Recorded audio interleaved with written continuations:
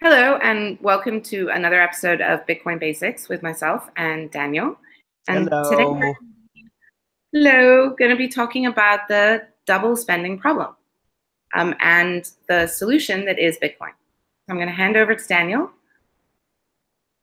Well, actually, I wasn't intending to talk about solutions yet, Oh, but I'm just the double spending problem. okay. So it's really not that complicated, but it's a big problem. It's a difficult problem. And so the idea of digital cash is that spending money means creating a message. Since money is not physical, there is nothing that is actually transferred when you spend. Okay, so here is the double spending problem. If you and this shows up in all versions of digital cash.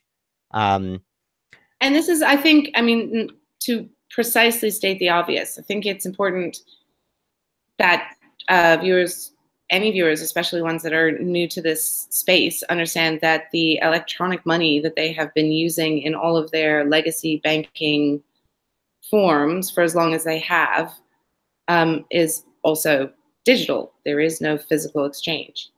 Yes, that is important to understand. The dollar is mostly a digital currency too, and many major world currencies are like that. And that effectively, this is why in the space the use of the word ledger is predominant, because one way of thinking about this is that what is happening is a change in a recording system. Yes, and if we want to have digital cash, we have to all agree on the entire ledger, right? Exactly. It's not enough to just or I should say there has to be some agreement. So if I'm running Bitcoin in SPV mode, I am not involved in the agreement at all, and I don't know what it is, but I have a reasonable expectation based on how I know Bitcoin works, that the consensus process is going on.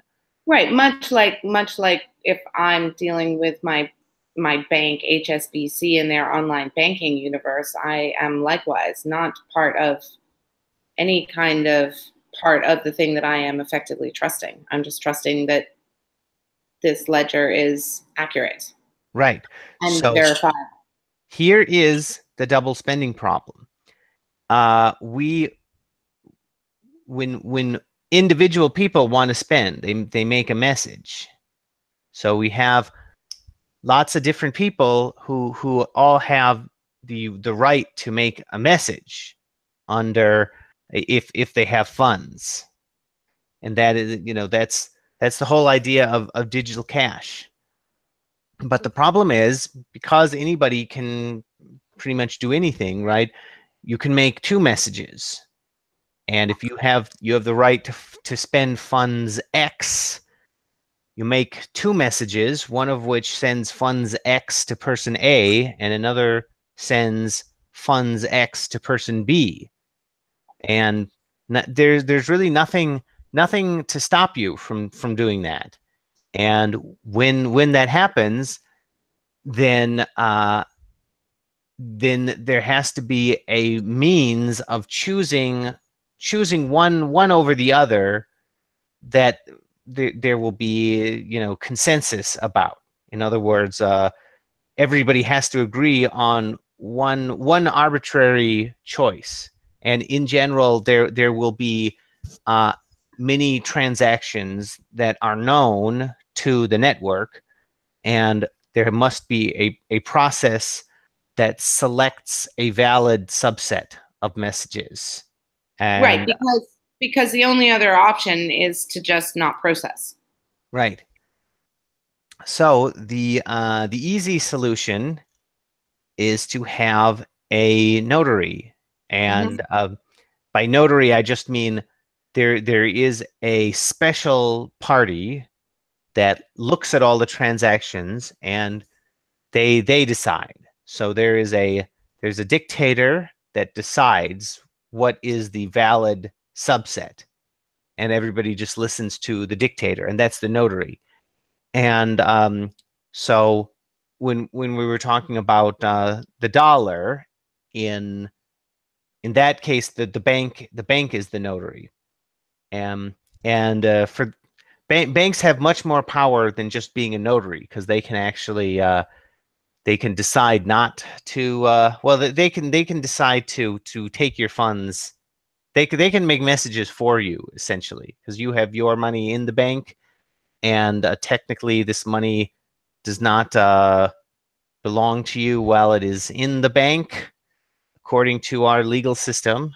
So they can make messages for you, but that's not logically necessary for a solution, for the notary solution to the double spending problem. You could have a notary that does not have the ability to create messages for other people, and that's what I'm talking about here. Okay, that's and I put that the problem is that the notary can break down. right. And So I think you've elucidated a problem where you have a notary which is way more empowered, aka banks, and you can then have a breakdown in the sense of what kind of values or incentives are they following. They may not necessarily be yours, even though they function as a custodian of your funds. But you're also then pointing out that you can have simply technical breakdown that doesn't have to do with human motivations. Sure. And the notary could break down because the government took it over. Yep. And that's kind of what happened with e-gold. And let's see. Now the David Chaum, the original cypherpunk, he had a digital cash business. Now I don't remember what it was called, but it was supposed to work kind of like this too. His original idea for digital cash was that the digital cash was like a check, so it was based on the dollar. It wasn't a separate currency, and there was going to be a notary that doesn't know where funds are being sent, so it's able to it is able to find the valid subset without knowing as much about what's going on. But I put that the problem is if the notary breaks down, because I don't think. I think that it is kind of like people are worried about the notary being malicious and refusing to sign transactions and saying, we're going to censor your transactions. But I think that that's actually a less important problem.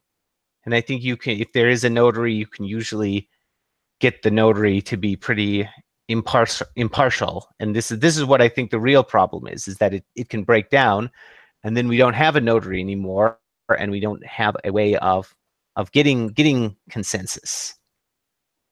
No, I think you're correct. I think you're correct with regards to both overestimating the likelihood of malicious behavior, human malicious behavior, and underestimating the vulnerabilities to the whole system by way of simply having a central point of failure. Right. So Bitcoin does not use a notary. Back to my notes here. So instead, the idea of Bitcoin is that there is no one who has a special position with regard to the consensus problem.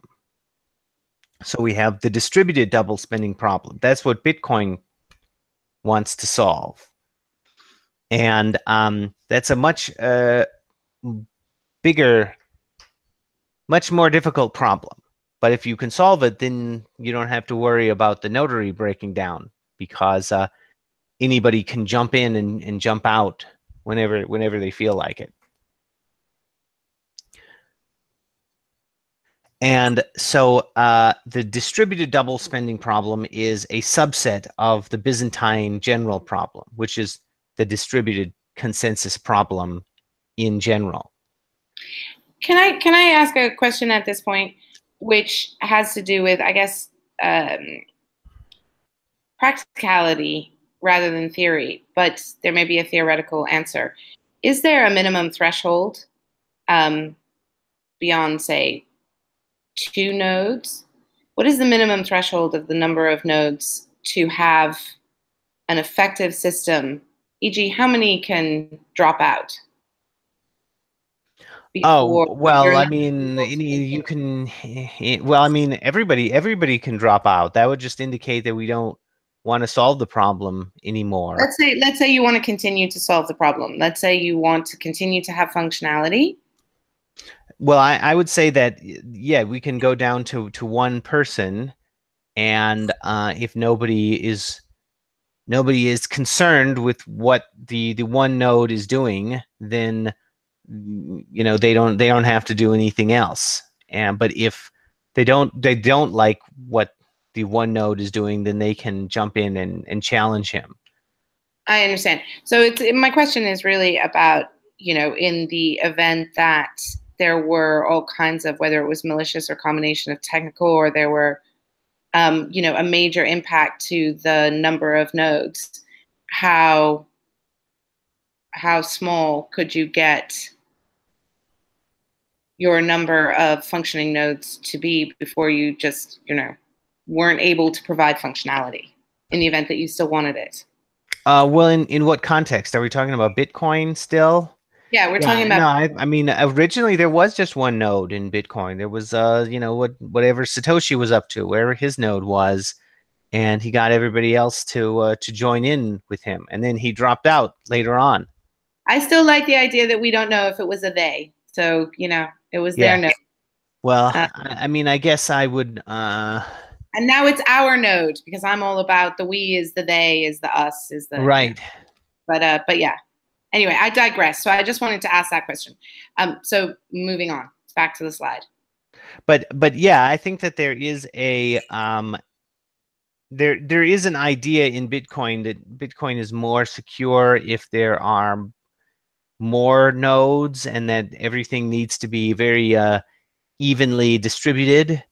And I don't really agree with that at all. And there's a scene from the show Monk that I want to use at some point, where Monk pours coffee from the decaf into the regular coffee so that the two coffee pots are even, just to make a joke about obsessive compulsive disorder and right. And also, there's no taste difference between decaf and regular office coffee. Just got to say, right? So nobody's going to be the wiser taste wise. Yeah, perfect. So the Byzantine. So now the distributed double spending problem is a subset of the Byzantine general problem. Yeah. So now I will talk about what that means. But basically, Byzantine general, that just means distributed consensus problem. And we're going to read an article by Oleg Andreev eventually. But I think his description of the Byzantine general problem is much better than the Byzantine general idea.